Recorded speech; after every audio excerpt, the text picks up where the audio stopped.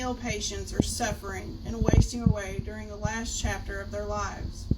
The Death with Dignity Act allows for terminal patients to pass away before having to endure the inevitable suffering from their own disease.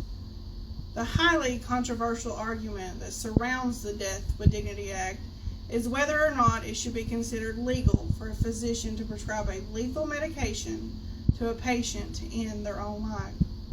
The negative feedback surrounding the Death with Dignity Act is that it violates the Hippocratic Oath, and it is being called prescribed suicide or physician-assisted suicide. The positive feedback surrounding it is that it prevents suffering, and it can help the patient and their family not only physically, but mentally and financially as well, such as less hospital bills and less prescription bills.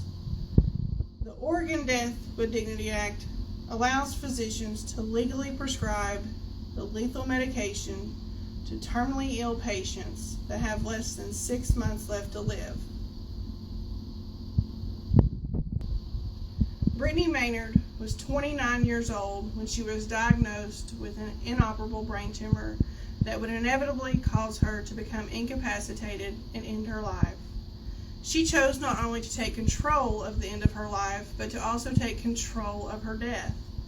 With her husband, Brittany moved to the state of Oregon and became a candidate by qualifying through several diverse processes to be able to obtain the lethal medication called secobarbital.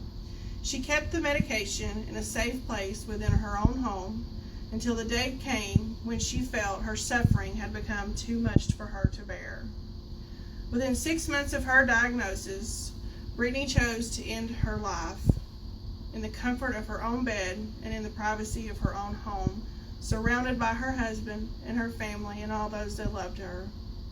In conclusion, the Death with Dignity Act allows the terminal patient to die before becoming incapacitated. It gives the patient the right to die on their own terms, but most importantly, with as minimal suffering as possible.